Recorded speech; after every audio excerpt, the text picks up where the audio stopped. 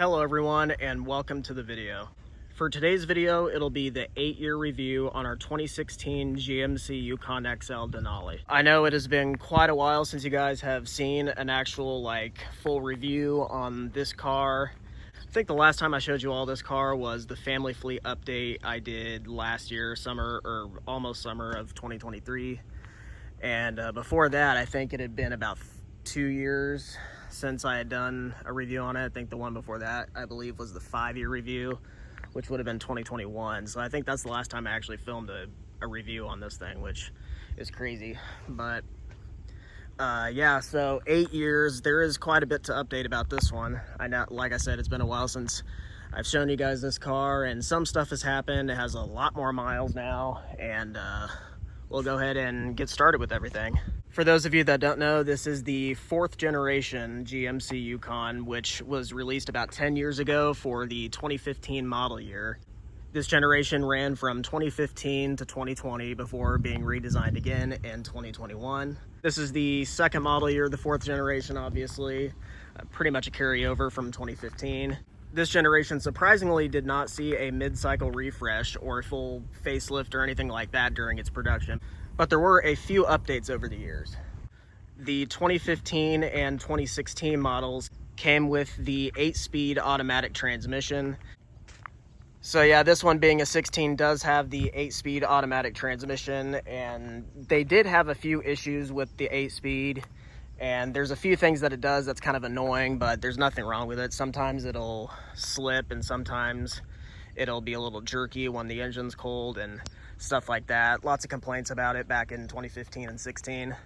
So they upgraded it to a 10-speed automatic in 2017 or 18. I believe it was 17. And then for the 2018 model year, they added a few more updates. They updated the infotainment system slightly. That was either 2017 or 18. I can't remember exactly on that. A little bit of changes to the interior and also a different grille design. And that's pretty much it for this generation. 2019 and 2020 were carryovers from 2018, basically. So there was never a full facelift on this generation. So even in 2020, it was still basically the same as a 2015 model minus the transmission upgrade. So yeah, the production run of this generation actually, in my opinion, wasn't really all that long. It was 6 model years from 2015 to 2020, obviously. And I think it aged extremely well, and I think even today, almost 10 years later, it still looks really, really good. And yeah, this is definitely one of my favorite generations of Yukons. This generation wasn't out quite as long as the generation before this. So the 3rd generation Yukon ran from 2007 to 2014 with very, very minor updates over the years. It basically remained the same as well. And when this generation came out, this was quite a departure from that generation. It was, I mean, everything was just drastically upgraded and different. And in my opinion, this generation was definitely ahead of its time when it first came out in the summer of 2014 as a 2015. It definitely stood out compared to other SUVs for sure. I think it was way ahead of its time. So I do think that is why it aged so well. And then in 2021, the redesign for that, obviously it was a full redesign. The current generation, when it was released in 2021, it really wasn't as much of a big departure from this generation as this 4th generation was from the 3rd generation, if that makes any sense at all. But it does still look different, obviously, but it wasn't like a drastic change like this one, in my opinion. We'll go ahead and hop inside. The interior is still holding up pretty well. It's actually pretty dirty right now. The floor mats are disgusting. It hasn't been cleaned in forever. But I was gonna clean that, but I really didn't have time. I wanted to get this video done. I've always kind of liked that little animation it does before you start it up. So yeah, this thing does obviously have smart key access, so we'll go ahead and put our foot on the brake and hit the button to start.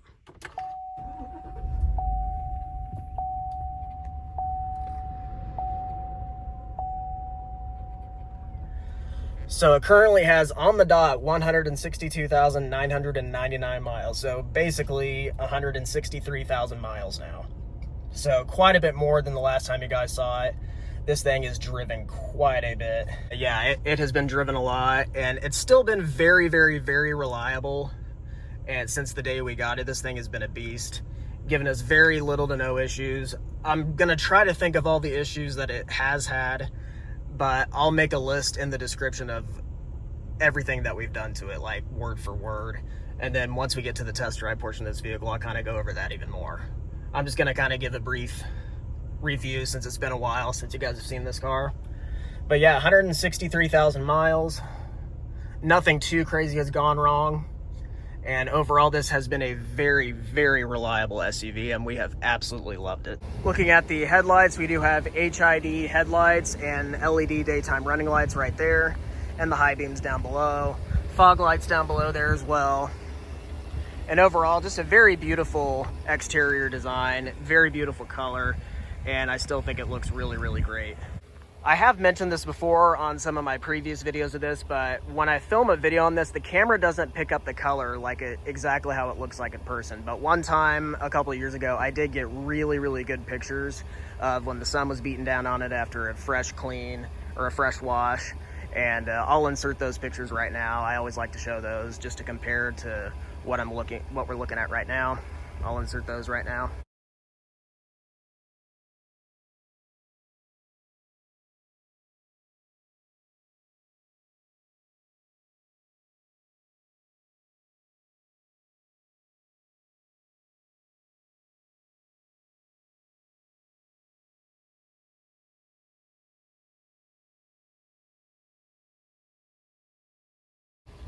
And I also forgot to show you guys the key fob. Here's the key fob, just the regular GM key from that era. One thing we did do to it, are dirty right now, but we actually did get new wheels for this car a couple years ago. We got chrome wheels. Before that, if you go watch some of my older videos, you'll see what the old ones look like. But my mom had always wanted chrome wheels, and we surprised her with that for her birthday a couple years ago. I think it really dressed up this car really well. They are just regular GMC Yukon chrome wheels, but yeah, I think they really made it look a lot better. Got the front two windows tinted as well not too long ago. We got front parking sensors down there and also some on the back. Everything still looks really, really good. Blind spot monitoring on the mirrors. Everything still looks beautiful on this thing. Like I said, we have absolutely loved this car. And obviously the lights aren't actually blinking like that. This thing does sound pretty good too. The 6.2 liter V8 engine is such a good engine. Looking under the hood, this vehicle is powered by the 6.2 liter naturally aspirated V8 engine, made into an 8-speed automatic transmission like I talked about before. This engine puts out 420 horsepower and 460 pound-feet of torque. 0 to 60 time is the low 6 seconds. If you get a perfect launch, it could do even maybe slightly under 6 seconds. Pretty good power overall. And like I said, this engine has been really reliable for us. Nothing drastically has gone wrong with it. Yeah, it's been really, really great. Great power, really smooth. Gas mileage is not the greatest. It does have a 31-gallon tank, so that does make up for it, but that also does cost a lot at the pump.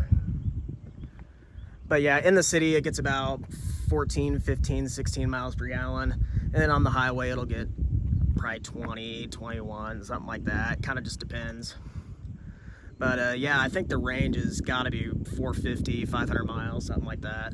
Range is decent, but like I said, a 31-gallon tank does cost a lot at the pump. We use 91 octane for this. I know it's recommended, not sure if it's required though. Looking at the door panel, yes, there is a bunch of crap in there, and I did try to wipe it down a little bit, and it kind of smeared. An automatic up and down driver and passenger window, and just automatic down on the back windows. Then you have the child lock right there if you press that button, and then window lock. 2-person memory down below, but unfortunately it does not have any memory seats on the passenger seat. Looking over here, you have all your headlight controls and your 4-wheel drive controls. I really do like the red gauges in this. In 2017, they changed it to a turquoise color, which doesn't look near as good as the red in my opinion, so I'm not really sure why they did that. Got our heads-up display right there. Very nice, high quality materials in here. Nice soft touch leather stitch materials on the door panel. And a nice stitch material up there. No massage seats or anything like that in here, unfortunately. This thing does have Android Auto and Apple CarPlay. I have my extra phone hooked up to it just to demonstrate. And obviously the screen goes up, but there's probably some crap in there. Got your radio and climate controls down there. And some storage right there with a USB outlet and a 12-volt power outlet and cup holders right there. You do have a wireless charging pad right there, but this vehicle being 8 years old, none of the newer iPhones really fit on that very well. If I lay my phone on there just right, it'll charge a little bit, but like if I move it a little bit, it doesn't charge it at all, just because it's too big. Got a decent sized glove box over there. The console's pretty big too, but it's just loaded with crap, so not gonna show that. When you put it in reverse, it does display a pretty decent backup camera. Obviously, this screen is a little smaller now for modern standards. Honestly, I think this interior, for being a vehicle that came out in 2015 and didn't have a facelift at all or anything like that, I think it actually still looks really, really good.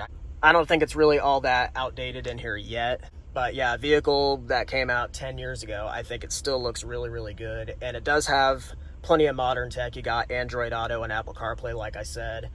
There's really only a few modern features that new luxury SUVs have now that this doesn't have. So, like I said, I think it's really aged well, and it's really not all that dated in here yet for a 2016 vehicle. And the screen, I don't know. I mean, everybody has massive screens now, but this is fine in my opinion. It really doesn't look that bad. Looking at the back seat's a little bit cleaner than the front, but not by much. I would have wiped down the mats and all that stuff, but I just didn't have the time to do it. So the interior is not all that clean, so I apologize for that, but this was a good opportunity to film this video. Materials do carry through, still have really nice padded stitch material, and some door storage down there, which is really nice, and a little bit right there. Looking inside, like I said, interior has held up amazingly well. This is the Cocoa Dark Atmosphere interior color, and I think this spec is my favorite. The crimson red tint coat exterior color with the Cocoa Dark Atmosphere interior color is definitely the best in my opinion. So yeah, it still looks great in here. For those of you that have one of these vehicles, I highly recommend getting WeatherTech floor mats like these. These ones are not in the greatest shape anymore because we did get them right after we got the car. So 8 years and 163,000 miles with these mats in it. I mean, they very rarely come out unless they really need cleaned badly. No pano roof or anything like that, just a regular one because we do have a movie player right there. We've barely even used this, but it is nice to have, and we do have a second one back there. I will say though, one of my biggest complaints about this car is these cup holders right here. If you guys remember our 2013 Yukon Denali that we had before this one, the generation before this, the cup holders were literally just on the floor. I thought that was terrible. So when we got this, I was like, okay, they moved them, but they didn't think about the fact that some people like to put cups in here that don't have lids. So when the door is open and you got a cup right here with water in it that doesn't have a lid on it, if you close it, it'll spill all over the place. So I never do that anymore, and nobody else really does either. And also, if you have a full water bottle that hasn't been drank yet, a full, like all the way full, if you close the door even slightly hard, it will fall over every single time. Or if you have to hit the brakes hard, it'll fall. It's just a terrible, terrible design. I don't know what the hell they were thinking, putting the cup holders right here. I mean, they literally moved them from on the floor to up here, so I don't get it. I think they finally got it right in the current generation. They have them like right up here or something like that. I've only been inside the current generation Yukon once. I sat in one, but I've never ridden in one or anything like that. They are really nice though. Unfortunately, these little round things did snap off. I don't really know how that happened, but it did, unfortunately. But other than that, everything still looks really good. To access the third row seat, you can just climb over that way, or you can press this button right here. Press it once, it folds down, and then press it again and it will tumble. And then, like I said, mats are disgusting. But you do have a pretty decent sized third row seat back there. This is the XL model, so we do have plenty of extra room in the third row seats, plenty of leg room, and extra cargo space in the back. The standard wheelbase has hardly any cargo space in the back on this generation and the generations before, but they did kind of fix that on the current generation Yukons. They redesigned the suspension, all that, made them a little bit bigger, so the standard wheelbase does have a little bit more cargo space and a better third row seat. So yeah, everything is still looking really nice. Everything's held up great, and we'll go ahead and take the car on a drive. All right, we are now behind the wheel of the Yukon Denali, and now we are sitting at exactly 163,000 miles on the dot. So quite a bit more miles from last time. So yeah, I'll go ahead and get into everything that we've had to do to this car and how reliable it's been at the higher mileage and all that good stuff.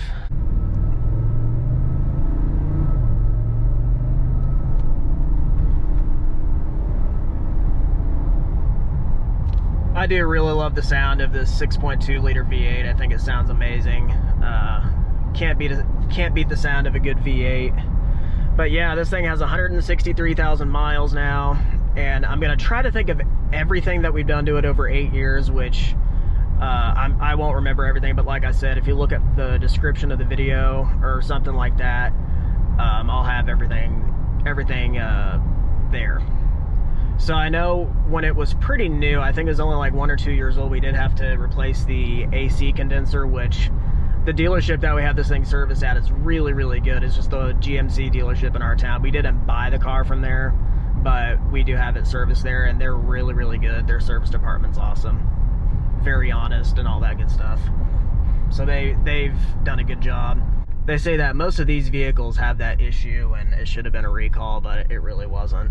So had the AC condenser fixed. That was the first thing we had to fix on it.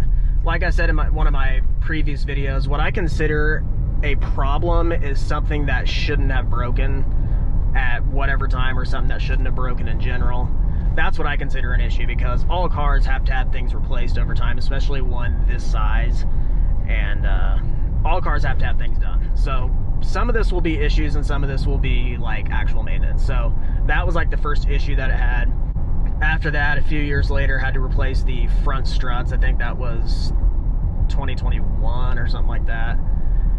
A few years later, the back struts needed replaced, and we've only had one headlight and one taillight go out, which is surprising. The other two are still the original ones, which is kind of surprising. I hear people have more issues with those. I don't know. It's really mainly been just regular maintenance. I know the transmission's been flushed and the coolant's been flushed and all that stuff, like what you normally have to do once they get to higher mileage. But the front struts and the back struts were stupid expensive, thousands of dollars. And the headlight and the taillight was not cheap at all. It's crazy because the more modern vehicles that have the LED lights and stuff like that, really, really expensive. And when the brake light went out on my mom's Tundra, it was $13 to fix or something like that, because it's just an incandescent bulb, which is kind of funny. So this thing has actually been very, very, very reliable. One of the most reliable vehicles we've had, actually. And this is also the longest that my mom has kept a family vehicle. We've either had Yukons, and back in the day we used to have Navigators, and they would usually trade those about every 2 to 3 years. But this one we've had for 8 years, and they've never had one over 100,000 miles, and now we're at 163,000 miles. So after she got this one, it was so expensive that she was like, okay, this is gonna be one that we keep for a really, really, really long time. And she still wants to keep it for a while until something majorly goes wrong with it or something like that.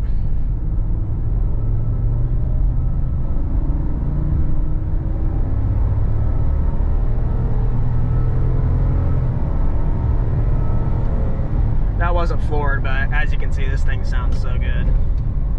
But yeah, other than that, there's only been a few things that shouldn't have broke on it.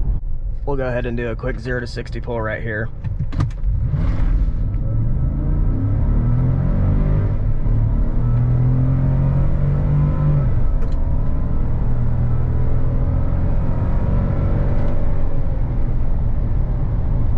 So yeah, this thing has really, really good power. Sounds amazing. But yeah, when vehicles this size get to higher mileage, even routine maintenance gets pretty expensive. I'm sure the overall value of it right now is around $25,000-ish, something like that. It kind of just depends. So nothing too crazy compared to when it was brand new, but when they get to higher mileage, I'm not saying this is bad high mileage, but once they do get like into the upper 100,000 mile range, even routine maintenance is pretty expensive on these. I've been kind of surprised by a few things that we've had to do to it, like how much it costs and all that stuff. Because like my Lexus ES is 15 years old, doesn't have near as many miles, but has over 100,000 miles. My RC has 122,000 miles, and we still really haven't had to do anything stupid expensive to those cars either. But like I said, this one's way bigger, 6,000 pound SUV, so it's gonna need more maintenance more often, especially as they age and get to that higher mileage range. And you know, some people don't really understand that and think that they just break all the time and are unreliable, but I have heard a lot of stories on people that have had this generation Yukon and Tahoe and Escalades, and they say it's a nightmare and they have all these horrible engine problems and stuff like that. But I mean, I believe them, but it really surprises me because like so my guess is they either don't do the routine maintenance correctly or don't do certain things that, you know, are required for routine maintenance or something like that, because that's what we've done. We've done everything that we've been told to do that we think is reasonable and legit. Like I said, the people that service the thing are really good and honest. And yeah, this thing has been really, really reliable. We've just had to do routine maintenance. And my mom has asked him, like, realistically, how much longer should we keep this thing? You know, the more miles it gets on it, when is something bad gonna happen? And basically they said you can just keep going as long as you keep wanting to fix it. Like it'll last for a long time, and it's worth it because of how expensive these things are new. My guess is probably in the next maybe 1 to 2 years, maybe 3, that she'll want to get a new one. I don't know if she'll get a brand new one again just because of how much they are. This thing, when we got it brand new in 2016, was like $70,000 to $75,000, somewhere in between there. It was about 75,000. And you know, that's, you know, very high payments every month. And just so this thing was paid off like 5 years ago, and you know, she hasn't had a car payment since, and that saves so much money. And you spend so much money on these things when you get them brand new, might as well keep them until something like drastically goes bad, and keep them till, you know, higher mileage and what they're built for, and not. And she was like, it's stupid, you know, that to get rid of them after, you know, 2 or 3 years or something like that, if you don't need to. So that's one reason why she has decided to keep it for so long, because it's been reliable and there's really no reason to get rid of it. It still has plenty of modern tech features that anybody would need, just like some of the newer ones. Still looks good, it's aged well styling wise, and everything still works on it. It's still a great car to drive, and just driving it around, you would never know that it had 163,000 miles because it still drives so good. So she's like, because it's been brought up before, like getting a new one since it's been so long, and she's like, what's the point, you know? We spent so, you know, she spent so much money on it years ago when we got it, and it's still doing just fine. So what's the point in getting rid of it? But I assume that it'll happen within the next maybe 2-ish years or something like that, because she does want to get another newer one before they go all electric or get rid of the V8 or something like that. And the facelifted 5th generation Yukons will come out next year in 2025, so I don't know if she'll get one of those or maybe wait 1 more year. I'm not really sure. But yeah, I don't really drive this thing like super often anymore, but when I do really enjoy driving it.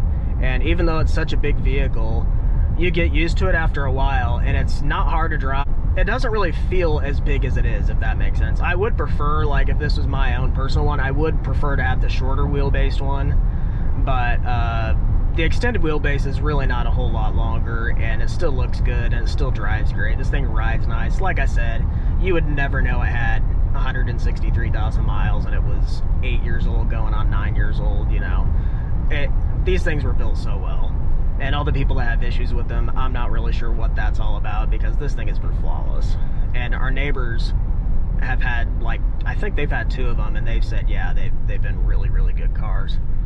And I know some others that have these, some other people that have these too, and they say the same thing. So yeah, they're really great cars. Yeah, I would be sad to see it go right now. I hope she does wait a little bit longer to get a new one. And who knows, maybe by the time she does, I could afford to maybe buy this one from her, because I have always wanted an SUV, and at some point I'll probably need one. And this thing has been in the fleet for so long and been such a fun vehicle, and has a lot of sentimental value, to be honest. So that'd be cool to have this for myself as well. And I won't drive it near as much as she does, because I'll have my daily. This won't be my daily driver. And you know, right now this is still our main family vehicle, so every road trip we go on, anywhere we go, this is the one we take. So that's why we asked one time, like, you know, can we still trust it? What if we're, you know, hours away and it breaks or something? And he's like, yeah, that's probably not gonna happen. But yeah, this thing has been great. I hope you guys have enjoyed seeing it for all these years, and yeah, hopefully it'll stay around a little longer. I hope you guys enjoyed the 8-year review on our 2016 GMC Yukon XL Denali. If anything happens over time, I'll keep you guys updated. And if you guys missed my previous video, the nighttime POV drive, I would go watch it, because I enjoyed doing that. I thought it was fun, kind of cruising around town and talking. I did really enjoy that video, so make sure to go check out that video if you haven't. And yeah, if you want to see more videos on this, let me know. I know it's been a while, but this was a perfect time to do it, because it's not always available to film with, because I also like to take a lot of time for my videos. So hope you guys enjoyed. Thank you guys for watching.